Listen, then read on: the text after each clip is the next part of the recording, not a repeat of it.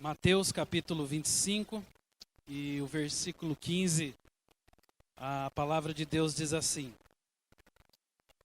A um deu 5 talentos, a outro 2 e a outro 1, e a cada um segundo a sua própria capacidade, e então partiu. Eu vou usar esse texto curto, de apenas um versículo, para tentar falar de algo que, em especial, Deus tocou o meu coração. E essa palavra, ela fala basicamente, sobre os talentos, Quem são as pessoas que, na palavra que Jesus dá aqui, se portam como pessoas de um talento? Quem são as pessoas que se portam como pessoas de 2 talentos? E quem são as pessoas que se portam como pessoas de 5 talentos? E para que você possa entender um pouco daquilo que está aqui na minha mente, na minha cabeça, a gente começa pensando nisso, exatamente tentando entender qual é a razão específica do Senhor ter trabalhado, talvez não seria essa a melhor palavra, mas 3 categorias aqui de pessoas, ou 3 tipos de reação em relação ao Evangelho, em relação às coisas concernentes ao reino de Deus. E essa palavra, ela especificamente vai tratar das pessoas de um talento. A Bíblia ali é muito clara, ela fala de pessoas de 5 talentos, fala de pessoas de 2 talentos, mas o que eu quero tentar trabalhar comigo e com o seu coração são as pessoas de um talento. E um talento, na verdade, pode parecer pouco. Pode parecer que talvez na vida da igreja existam poucas pessoas de um talento. Mas, na verdade, a gente vai sempre perceber que se o talento ali tem a ver com a reprodução, se o talento ali tem a ver, e a gente percebeu isso porque a Bíblia fala que o Senhor entrega uns 5 talentos, ele vem e devolve 10. Ele entrega a outro 2 talentos e a Bíblia fala que ele vai, trabalha e volta com 4 talentos. Aquele que ele entrega 1 talento, a Bíblia fala que ele volta com o mesmo talento. E se nós olharmos para a questão da reprodução, das atividades, nós vamos perceber que muitas pessoas que às vezes estão na vida da igreja são pessoas de um talento. Talvez seria até próprio dizer que 80% talvez da igreja sejam mais pessoas de um talento. Eu ouvi uma frase uma vez que diz que 80% de todas as atividades da igreja são realizadas por 20% das pessoas mais ocupadas. Ou seja, geralmente para que eu vou dar um exemplo simples, olhando aqui para o nosso dia hoje, para esse culto, para que tudo seja realizado aqui, o louvor, a diaconia, a intercessão, os ministérios, o som, os irmãos que ficam na recepção, para que o culto possa acontecer, lógico, eu não estou falando aqui da unção, que isso vem de Deus, não é nossa, mas para que tudo isso possa acontecer, para que uma atividade, para que uma programação possa acontecer, pode saber que às vezes 20% da grande quantidade de pessoas que nós temos foram as envolvidas ali, trabalhando, mexendo, movimentando, se programando, às vezes tomando banho mais cedo para chegar aqui às 4 horas, começar a ensaiar o louvor, às vezes se arrumando um pouco mais cedo para chegar aqui, colocar os coletes, começar a organizar, acender as luzes, abrir as portas. Às vezes são 20%, é uma minoria de pessoas que está ali, às vezes movimentando para que todo o contexto do culto possa acontecer. Então 80% das igrejas são assim.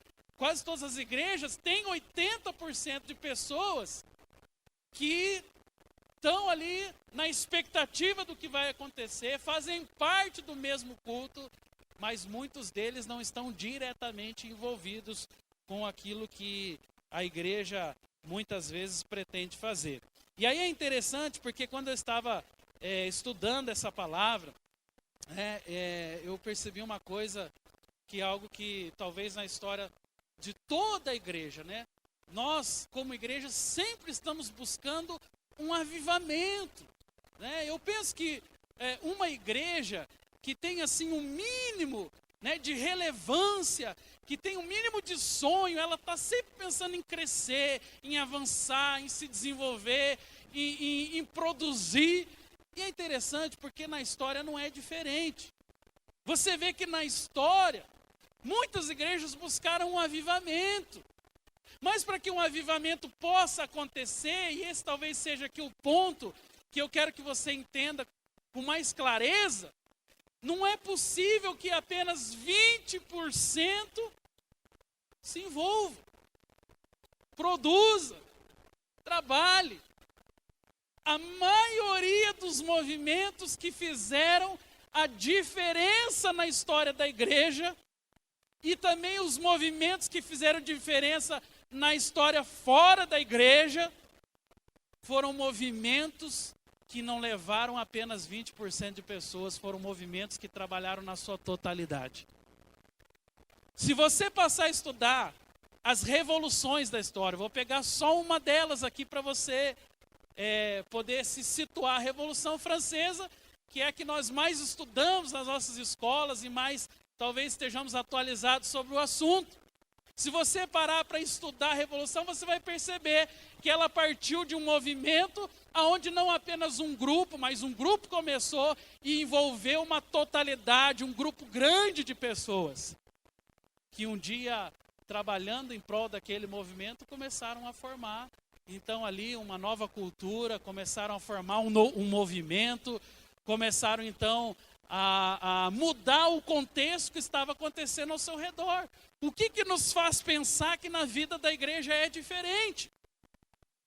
Na vida da igreja também é exatamente assim. Nós percebemos Deus querendo fazer, Deus querendo agir. Nós percebemos aí sinais visíveis dos fins dos tempos, né? Todos talvez aí de uma forma bem escrachada no nosso rosto, como que dizendo, olha, prepara a sua casa, porque está muito próxima a volta de Jesus.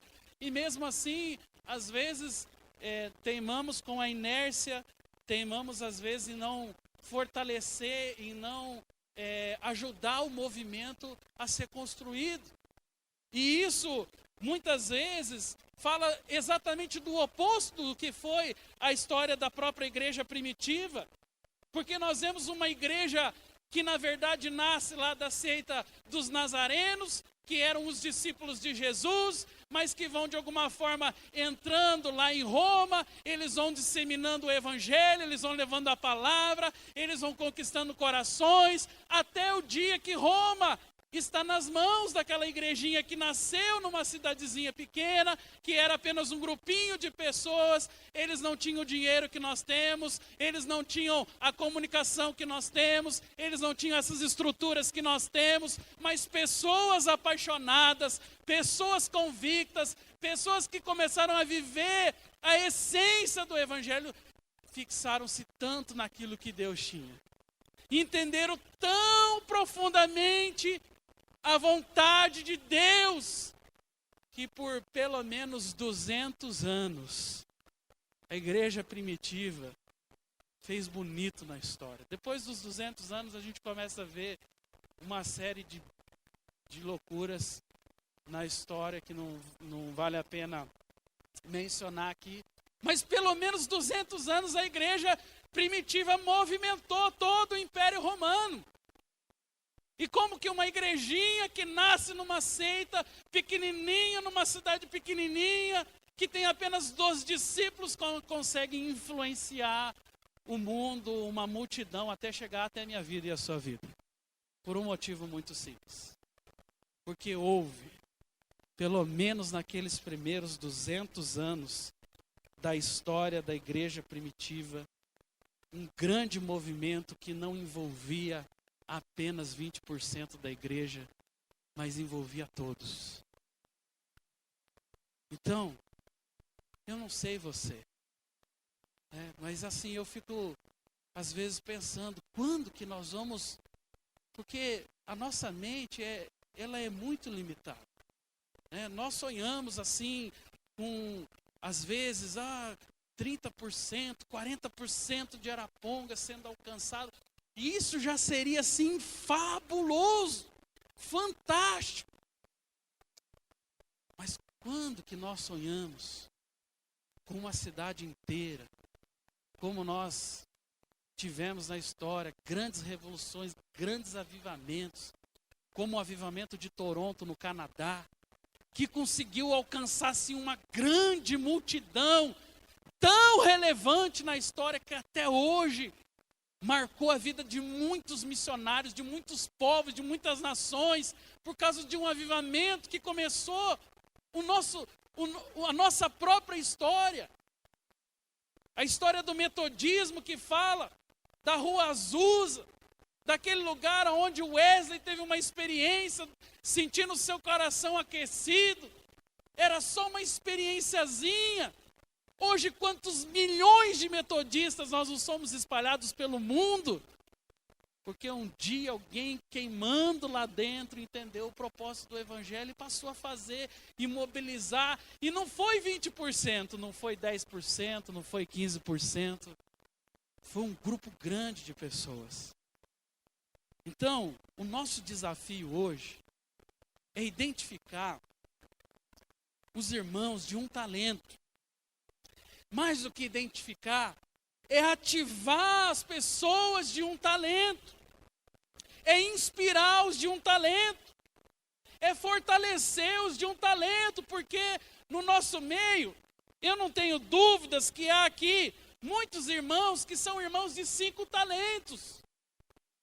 Há muitos irmãos que são também de 2 talentos. E nós temos aqui, a palavra fala que não é só o de 2 que aparece, não é só o de 5, mas é o de 1 também. Então você tem de 5, você tem de 2, você tem de 1. E eu penso que nós poderíamos aqui gastar um tempo pensando sobre quem são os de 5, pensando sobre quem são os de 2, mas esse não é o objetivo. O objetivo é tentarmos identificar os de 1 talento. Por quê? Porque os de 5 talentos, eles já entenderam. E glória a Deus por isso. Os de 5 talentos são aqueles que já, como a exemplo do texto bíblico, já sabem fazer com que o seu talento se multiplique. Então de 5 ele faz 10. O de 2 ele faz 4. Então é a pessoa que já tem a sua comunicação, já tem o seu evangelho, já tem o evangelho dentro do seu coração, muitas vezes já é líder de célula, muitas vezes já está envolvido com o ministério, já está fazendo acontecer, e a essas pessoas Jesus identifica, porque a Bíblia fala, os de 5 talentos reproduziu, tornou 10, o de 2 tornou 4, e aí qual é a palavra de Jesus? Ele fala, então, muito bom, servo bom e fiel, entra no gozo do teu Senhor, e ele passa pelos de 5, ele passa pelos de 2, mas ele para ali no de 1. E ele quer conversar com os de 1. E ele quer entender aquilo que está no coração dos de 1. E pasme você vai entender melhor agora quem são os de 1 talento. Eu vou dar um exemplo aqui que primeiro me chocou, mas eu sei que isso aqui realmente é plano de Deus. Davi era de 1 talento. Nós olhamos para Davi e conseguimos ver assim um rei vitorioso, um grande homem de Deus, alguém que foi conhecido como um homem segundo o coração de Deus. Mas guarde isso no teu coração, Davi era de 1 talento. Sabe por quê? Porque no dia que o profeta Samuel vai lá na casa de Jessé, obedecendo à voz de Deus, porque Deus sabia que lá morava o futuro rei de Israel. A Bíblia fala que então Jessé chama todos os seus filhos que eram de 2 talentos, Filhos que eram de 5 talentos. E então os filhos chegam àquele lugar. E lá eles são avaliados pelo profeta Samuel. Por que eles eram de 2? Por que eles eram de 5 talentos? Porque eram guerreiros. Porque faziam parte do exército. Porque como homens valentes estavam lá, sendo treinados como tropas do Senhor. Então Jessé fala, esses aqui, Samuel, esses aqui são os meus filhos guerreiros, esses aqui são os meus filhos valentes, esses aqui são meus filhos treinados para a guerra, é esses aqui. Então ele apresenta os de 5 talentos, ele apresenta os de 2 talentos. Mas Samuel não se contenta. E Samuel fala, não está aqui ainda o homem que Deus escolheu. E aí Samuel faz aquela pergunta, né? Você tem mais algum filho? Não, eu tenho um filho, mas olha, ele é pastor de ovelhas. Ele não é guerreiro. Ele não está acostumado a pegar nas armas, não. Ele gosta de ovelhinha. Ele gosta de tocar harpa. Então, imagine, meus irmãos, para um homem não fica nem muito bem isso, né? Ovelhinha branquinha, bonitinha, né? Você imaginar que o Davizinho tocava harpa, o adolescente gosta de bateria, gosta de guitarra, ele gosta de ser meio pesadão. E aí o Jessé fala, não, mas eu tenho um filho, está lá no campo, ele cuida de ovelhinhas branquinhas, né? E outra, ele é sujinho também, tem cheiro de cocô nele. Então assim, ele não tem assim o perfil de um rei. Talvez ele não era de 5 talentos, talvez ele não era de 1 talento. É possível que Davi fosse de 1 talento só. E ali a gente começa a perceber que as coisas no meio de Deus são um pouco diferentes daquilo que às vezes acontece na nossa cabeça. Eu não quero perder aqui a linha, eu tenho pouco tempo, né? Daquilo que eu quero compartilhar com você. Então, eu vou direto ao ponto, né? Quem é, então, o mestre de 1 talento? Quem é a pessoa na Bíblia Sagrada que mais se pareça com essa figura de 1 talento que nós estamos tentando encontrar aqui? E eu queria que você fosse assim bem rapidinho comigo, para que possamos ser objetivos. Eu vou ler um trecho da palavra, que é um tanto quanto longo, então você vai precisar da tua atenção, né? De preferência que você se concentre naquilo que a gente está trabalhando aqui. Abra comigo rapidamente. Né? Se você não tem muita agilidade bíblica, fica tranquilo, apenas ouça. Quero te convidar a abrir em João, Evangelho de João, lá no capítulo 11. E eu vou passar por esse texto aqui, João capítulo 11, no verso 1, a partir do verso 1. Olha o que a palavra diz. Estava enfermo Lázaro de Betânia, da aldeia de Maria e da sua irmã Marta.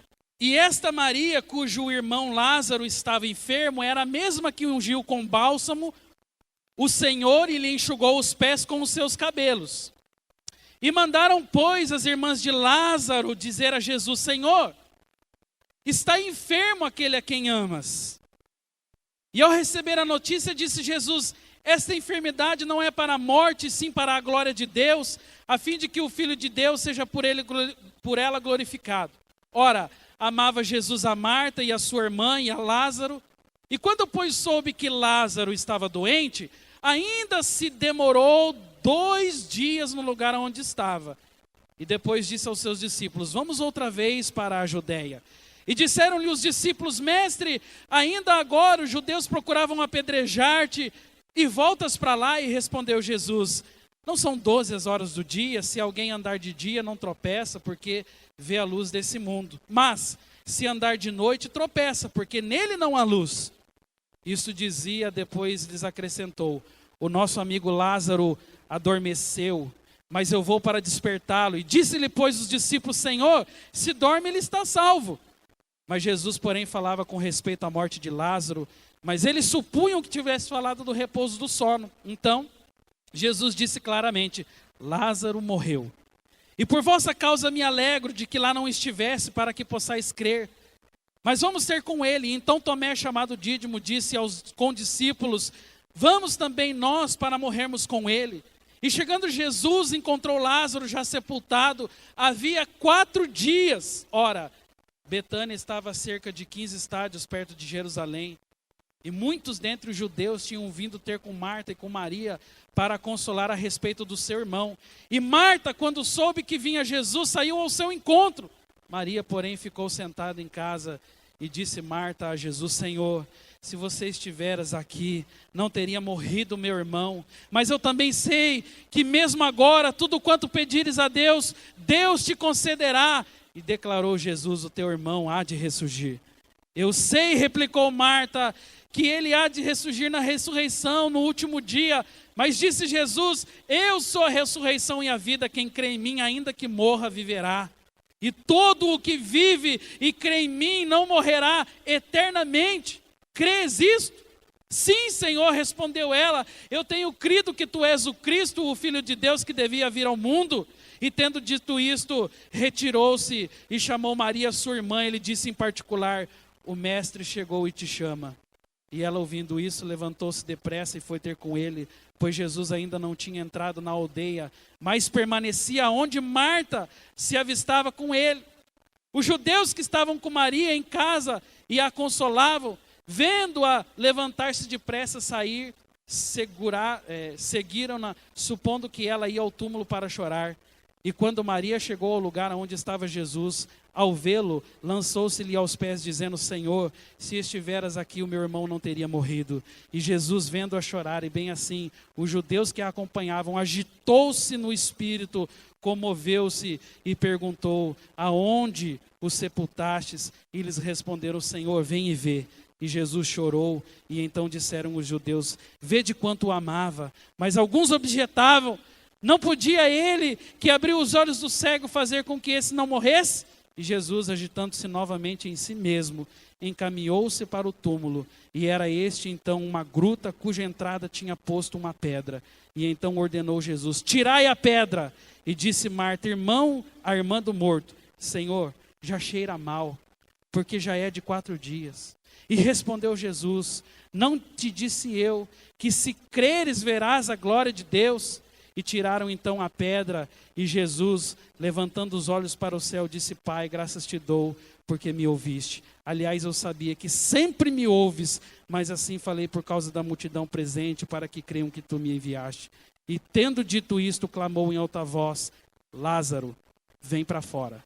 E saiu aquele que estivera morto, tendo os pés e as mãos ligados com ataduras, e o rosto envolto num lenço. E então lhe ordenou Jesus: desatai-o e deixai-o ir. E muitos, pois, dentre os judeus que tinham vindo visitar a Maria, vendo o que fizera Jesus, creram nele.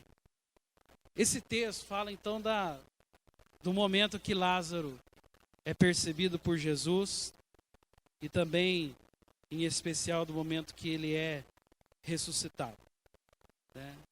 E aqui talvez esteja assim uma lição interessante para nós. Porque ao perceber Lázaro, nós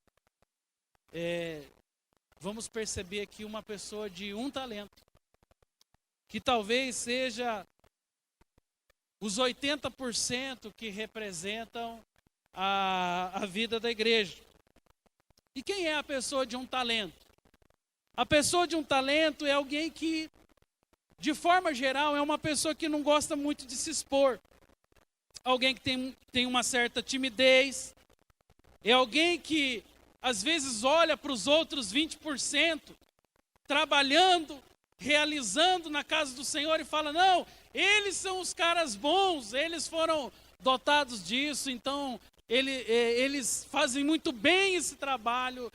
Os 80% muitas vezes olham para os 20% e usam uma série de desculpas para dizer: não, os caras certos para estarem ali são eles, e a gente vai deixar eles fazer, porque nós não temos o treinamento necessário, não temos o estudo necessário, nós não falamos como eles falam bonito, nós não nos comunicamos tão bem, nós não conseguimos tocar aquele teclado tão bem tocado quanto aquela moça toca, nem aquela guitarra quanto aquele rapaz toca, nós muitas vezes não conseguimos, e os 80% às vezes estão ali olhando para os 20%, mas o tempo todo percebendo que talvez eles não tenham capacidade para estar lá. Então, o 1%, desculpa, o de um talento, né, se define basicamente como essa pessoa que, na maioria das vezes, se esquiva, se exclui de estar atuando, de estar envolvido, de estar,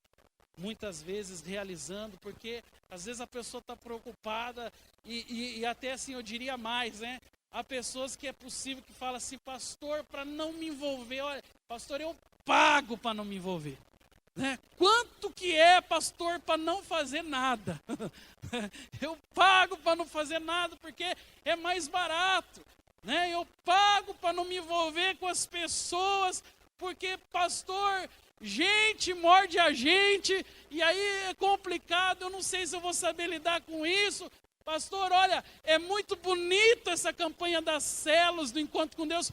Quantas inscrições eu preciso pagar para poder não me envolver? Né? Quantas pessoas eu preciso abençoar? Quanto de oferta é preciso? Porque, às vezes, meus irmãos, há pessoas assim que têm assim, uma certa aversão ao envolvimento. Né? Tem um medo, assim, o microfone parece que tem uma cobra aqui que vai picar ele, assim. Eu não pego naquele microfone de jeito nenhum. Eu não subo naquele altar que é alto, as pessoas vão ficar me olhando, principalmente os homens, né? Estão preocupados com a saia que veste, com o sapato, com o batom, né? E a gente sabe que parece brincadeira, mas muitos de nós, às vezes, estamos usando das mais diversas desculpas para não realizar, para não fazer. E aqui a gente tem assim, no texto de João 11, as 3 figuras que podem ser comparadas à parábola dos talentos. A primeira figura é a figura de de Maria. E eles eram 3 irmãos, Maria, Marta e Lázaro. E os 3 irmãos eram amicíssimos de Jesus. Eram chegados do mestre. Eles tinham o hábito de receber Jesus na sua casa. Né? Eu não sei vocês, mas quando vem assim, os meus parentes, os parentes da Esther lá na minha casa, às vezes vem 2, vem 3, já é difícil hospedar. Né? Hospedar, principalmente se vier a sogra, né? Fica mais difícil ainda. Mas 2, 3 já meio que enche minha casa, já fica meio apertado, é banheiro, é comida, é não sei o quê. Agora, Jesus estava sempre na casa dos 3 irmãos. E Jesus não andava sozinho, ele andava com uma comitiva de 12 discípulos. Quem aqui teria facilidade para hospedar 12 homens que viajaram, às vezes a pé, né, chegaram fedidos lá? Quem teria que banheiro suficiente na sua casa para hospedar 12 homens? Deviam estar assim famintos, né? E precisando de comida, de cama, precisando de toda uma assistência. E aí você vê que o nível de relacionamento desses 3 irmãos com a equipe de Jesus era altíssimo. Porque para viver hospedando 13 homens, incluindo obviamente Jesus aqui, tinha que ser muito amigo. Tinha que amar muito. Né? Que às vezes a gente hospeda 1, 2, já não vê a hora que vai embora. Já fica lá, né? Visita igual peixe, né? Passa de 1, 2 dias, começa a cheirar, começa a feder. Você já quer que vai... Imagina 13 homens comendo, bebendo, usando teu banheiro. Tem que ser muito amigo. E aí, é lá que a gente começa a perceber que o nível de amizade deles era intenso. Agora, veja bem. Maria tem uma característica, Marta tem uma característica e Lázaro tem uma característica. Quem conhece aí a história da Bíblia, vai lembrar que Maria... Quem é Maria? Maria é a adoradora. Maria, quem que é Maria? Maria é aquela mulher intensa, que não mede esforços para estar perto do seu mestre. Maria é aquela mulher cheia de vigor, e que a Bíblia fala que inclusive quebrou um vaso de alabastro que era caríssimo, para poder lavar os pés de Jesus. Então Maria é intensa, é adoradora, é apaixonada, é fervorosa, é uma pessoa que talvez represente aquele grupo de irmãos que costuma sempre orar, que costuma sempre jejuar, que lê a Bíblia, que está envolvido com os discipulados, que muitas vezes está cuidando de pessoas. Maria é intensa, Maria é apaixonada, ela está ali na presença de Jesus. Eu fico pensando que Maria, possivelmente, estava aqui no grupo dos de 2 e dos 5 talentos, no mínimo.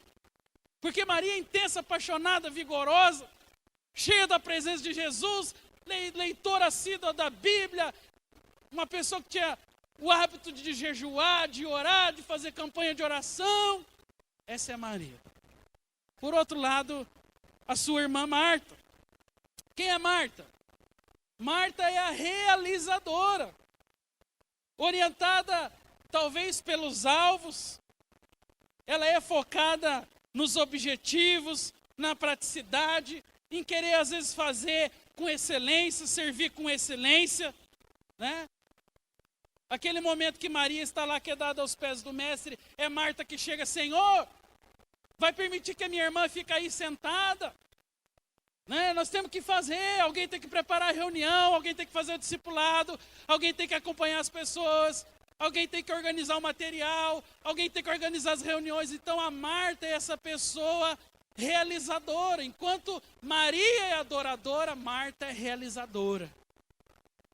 Está sempre lá intensamente envolvida com os trabalhos da igreja, fazendo, né, indo atrás, se movimentando, trabalha no louvor, trabalha na diaconia, trabalha nos ministérios, é líder de célula, está sempre muito envolvido.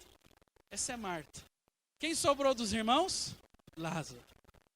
E o que Lázaro fazia? Nada. Enquanto Maria adora, busca, com intensidade está na presença de Jesus, Marta é aqui realizadora, é prática, é focada nos alvos, nos objetivos, nas reuniões, nos propósitos. Lázaro não fazia nada. Lázaro ficava lá, olhando Marta correr de um lado para o outro, olhando Maria intensa, apaixonada, vibrante na presença do Mestre, buscando a Jesus. Mas Lázaro estava lá. Lázaro estava apenas sentado e apenas observando. Mas eu queria assim que você entendesse uma coisa. Eu estou chegando já no finalzinho aqui. Eu vou até pedir para a Belisa vir aqui já fazer um fundo aqui no teclado. É a Belisa, né, que está hoje. Quem é o personagem central dessa história? Lázaro. Se você ler esses vários versículos que eu li aqui com vocês, você vai ver que toda essa história girou em torno de Lázaro. E aí você talvez já percebeu aqui o ponto. De acordo com a parábola dos talentos, eu vou fazer ali uma representação. Se Maria é a mulher dos 5 talentos, se Marta é a mulher dos 2 talentos, que talento sobrou para Lázaro? Qual? 1 talento. É possível que Lázaro fosse o homem de 1 talento. Agora, eu vou fazer de novo a pergunta para você. Quem era o personagem principal da história? Lázaro. Se Lázaro era o principal personagem da história, eu quero dizer uma coisa para você, já finalizando essa palavra. Jesus montou toda aquela programação e ele voltou à casa dos seus amigos por causa do irmão de 1 talento. Nós temos muito mais facilidade para enxergar os irmãos de 5 talentos. Nós temos muito mais facilidade para enxergar os irmãos de 2 talentos. Mas Jesus consegue enxergar os de 1 talento. E os de 1 talento, na maioria das vezes, eles estão escondidos no meio da multidão. E eu quero dizer uma coisa muito séria para você. Se Maria era intensa e apaixonada e vibrante pela presença de Deus, se Marta era realizadora e trabalhava de forma intensa também nas atividades da igreja, por que é que Lázaro estava assim tão distante? Por que é que Lázaro não estava envolvido, meus irmãos? Eu quero que você perceba aquilo no que eu fui também ministrado, e que por isso que eu falei que essa palavra assim veio como uma bomba no meu coração, e talvez dessa palavra aqui vai sair mais uns 5, 10 sermões, porque é muito forte o que está aqui. Lázaro estava no meio do povo de Deus, e ele morreu no meio do reteté da igreja. Ele morreu no meio do moverzão. Estava todo mundo glorificando, estava todo mundo adorando, estava todo mundo buscando. O mover estava intenso da presença de Deus. Mas o Lázaro morreu no meio do mover. Ele morreu no meio do fogo da igreja. E essa é uma preocupação muito grande, meus irmãos. Que Lázaros estejam morrendo entre nós. A nossa preocupação não é só que talvez exista uma tumba aqui de Lázaros, mas a preocupação é que talvez exista um cemitério de Lázaros, de pessoas que podiam estar atuantes, pessoas que podiam estar envolvidas, pessoas que podiam fazer parte daqueles que multiplicam os talentos, mas passaram pela vida da igreja, passaram pela vida da célula, e não conseguiram reter paixão suficiente para continuar. Jesus enxergou de 1 talento. Talvez você, como líder de célula, tem alguém que já passou pela tua célula, tem um Lázaro lá, alguém que talvez o mundo foi mais atraente para ele, ele não conseguiu se firmar na rocha, ele não conseguiu permanecer ali na presença, então ele foi indo, e quando você menos percebeu, ele foi. E pior do que perder o Lázaro, sabe o que é, meus irmãos? É colocar a pedra e tapar aquele que ainda deveria ter possibilidade de viver. Por isso que quando Jesus chega naquele lugar, a palavra dele é: tirai a pedra. Porque nós fazemos isso com as pessoas. Às vezes é mais fácil, coloca uma pedra em cima dessa pessoa. Pastor, aquele fulano, aquele lá, pastor, nem adianta, ele dá tanto trabalho, ele é uma pessoa tão difícil, ele não consegue nunca pegar no tranco. Eu já falei, eu já orientei, eu já disse tudo que eu podia falar. Pastor, vamos pôr uma pedra e vamos esquecer aquele lá. Você pode até pôr uma pedra, eu posso até pôr uma pedra, mas Jesus nunca põe a pedra. Jesus sempre tira a pedra. E aonde tem alguém morto, ele pode ressuscitar. E aonde já não existe mais vida, ele pode numa só declaração dizer: Lázaro, sai para fora. Sai para fora, porque eu tenho um plano na sua vida. E meus irmãos, eu quero te convidar nesse momento a ficar em pé. Quero convidar o Ministério de Louvor para vir aqui no altar nesse momento. E eu lembrei dessa canção ontem, Jesus, Plano Perfeito. Mandei uma mensagem para o louvor e pedi para eles cantar, porque há uma frase nessa canção que é muito forte, que é justamente o momento onde tudo parecia estar perdido. É justamente o momento onde talvez os sonhos já deveriam estar enterrados, mas Jesus, como o plano perfeito para as nossas vidas, Ele vem e Ele ressuscita os sonhos. E Ele é o nosso plano para salvar, plano para selar a vontade de Deus sobre a nossa história. Eu não sei se você faz parte dos de 1 talento, eu não sei se você faz parte dos de 2 talentos, dos de 5 talentos. Eu não sei se você nessa hora está lembrando de um irmão, de uma irmã, de uma pessoa que já colocaram a pedra sobre ele. Não importa qual seja a tua situação hoje, Jesus está aqui lembrando para você que Ele é o plano para te salvar e que Ele fez um pacto para selar as nossas vidas diante de Deus. E antes de nós orarmos encerrando, eu queria que você cantasse essa canção conosco novamente, e com toda a fé do seu coração você possa nesse momento lembrar que o Senhor é aquele que te chama para fora, é aquele que tira a pedra da rejeição, em nome de Jesus. Plano para salvar, um pacto para selar, silêncio do céu, resgate, salvação, encheu seu coração, Ele mesmo.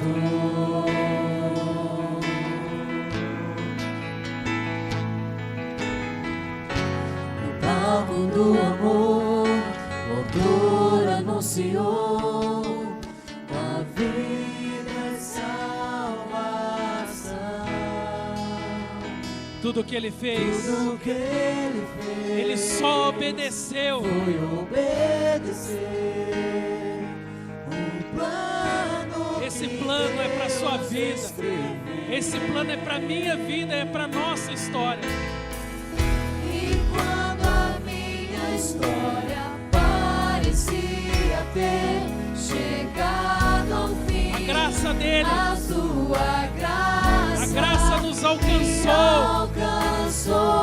E Quando tudo parecia estar perdido, naquela olha o que o sangue dele fez.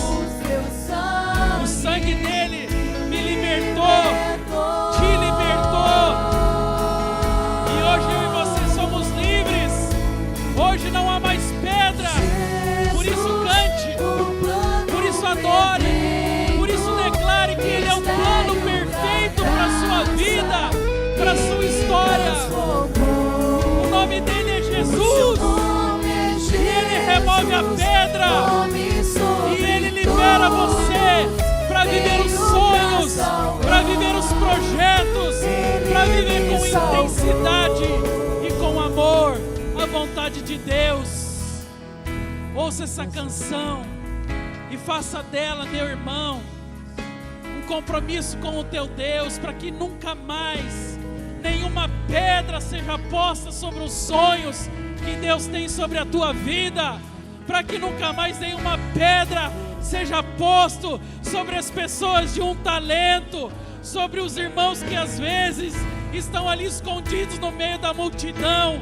Eu quero dizer para você, você que talvez se ache de 1 talento, você que talvez tenha pensado e percebido, eu me pareço com esse camarada, eu quero dizer, Jesus voltou para você também. Jesus voltou para Lázaro, porque Jesus amava até mesmo aquele que tinha apenas 1 talento, porque o nosso mestre, Ele não olha apenas para aqueles que têm 5, Ele não olha apenas para aqueles que têm 2, mas Ele olha e Ele é capaz de parar tudo. Ele é capaz de parar tudo que Ele está fazendo para ir salvar aquele que tem 1 talento. O homem pode cometer discriminações, o homem pode errar, mas Deus não erra. Deus encontra pessoas de 1 talento no meio da multidão, porque o nome dele é Jesus, o nome dele é sobre todos, e porque ele veio exclusivamente para salvar, porque Ele me salvou, Ele te salvou e Ele começou uma nova história nas nossas vidas. Por isso eu quero te convidar nessa hora, de todo o teu coração, levante a sua voz e declare essa canção de todo o seu coração e declare que o nome dele é Jesus, o nome sobre todo nome, e Ele veio para nos salvar. Levante a sua voz, adore o Senhor nesse momento em nome de Jesus. O seu nome é Jesus, o plano perfeito, mistério da graça que me transformou. O seu nome é Jesus, nome sobre todos, veio pra salvar, Ele me salvou. Eu quero encerrar essa reunião desafiando a mim e a você, que não somos gênios. A mim e a você, que talvez não somos os detentores de muitos talentos. Mas eu quero convidar eu e você colocar o talento que temos à disposição do reino. Deus, as grandes revoluções, o pastor Diego falou muito bem sobre isso, não foram feitos por homens e mulheres com grande potencial, mas quando a grande massa foi mobilizada, querido.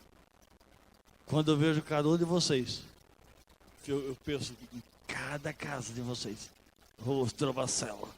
Não porque você é o grande pregador. Você fosse o grande pregador, você estaria aqui comigo.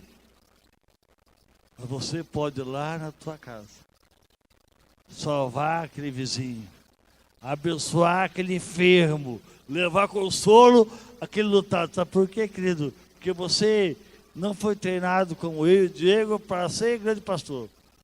Você não foi treinado para ser grande pregador, mas você foi treinado, comissionado por Deus, para levar aquele talento, querido. E você, eu e você juntos, vamos povoar o céu. Sabe por quê? Deixa os grandes pregadores para as grandes igrejas, querido. Deixa os grandes pregadores para os estádios de futebol. Eu e você, homens de um talento, vamos nos mobilizar como um exército de grandes formiguinhas, comando um grande exército, mobilizando essa cidade. Ao invés de convidar para ir para o altar, vou fazer o apelo ao contrário agora. Eu quero que você saia aqui pela Barabu, saia aqui é Roxirol? Roxirol, saia para Roxirol. Não porque você é gênio. Talvez tenhamos um ou dois gênios no nosso meio, mas você, como eu, tem um talento só. Vai entrar ali na Roxirol, aqui na Barabu, na Roxirol, pensando com o pé firme. Eu vou levar esse meu talento. Eu não tenho o que Marta tem, eu não tenho o que Maria tem, mas eu sou ressurreto, Jesus me ressuscitou e eu vou levar o meu talento a possuir o reino de Deus. Eu quero abençoar você, querido, e quero profetizar que a pedra sobre a tua vida foi removida hoje e o teu talento vai ser multiplicado, querido. Vamos encher esse lugar. Sabe por quê? Não é um gênio, são vários, milhares, dezenas e milhares de pessoas simples, como eu e você. Vamos impactar essa geração. Você crê nisso, querido? Feche seus olhos, eu quero te abençoar. Pense em pessoas que têm pouco talento, que ninguém quer. Pensa aquele teu vizinho que é alcoólatra, pensa aquele teu patrão que está nas drogas, pensa aquele teu funcionário que está fumando crack, pensa naquela pessoa que está servindo o diabo, e você vai liberar sobre ela a palavra de bênção. O talento dela não vai ser enterrado, vai ser multiplicado. Pai, muito obrigado pelo discernimento do pastor Diego, obrigado pela coragem, pela ousadia e nos servir a tua palavra com tanta excelência. Pai, eu quero abençoar agora a tua igreja. Quero profetizar, ó Pai, que a grande maioria de nós, Pai, que não temos 5 talentos, Pai, talvez alguns tenham 2 ou 1 só. Esses talentos são multiplicados, Pai. Pai, agora meus irmãos vão invadir cada bairro, Pai. Há centenas de irmãos aqui, ó Pai, que vão para cada lugar, outros vão te dar, Pai. Leve o talento, multiplique o talento, espalhe salvação por toda a terra. Eu abençoo o teu povo com o amor infinito de Jeová, o Pai. A graça redentora cantada essa noite, Jesus Cristo Filho.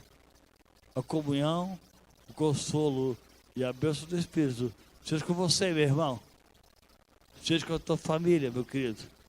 Esteja com todo o povo de Deus, hoje e para todo sempre. Amém. Deus te abençoe.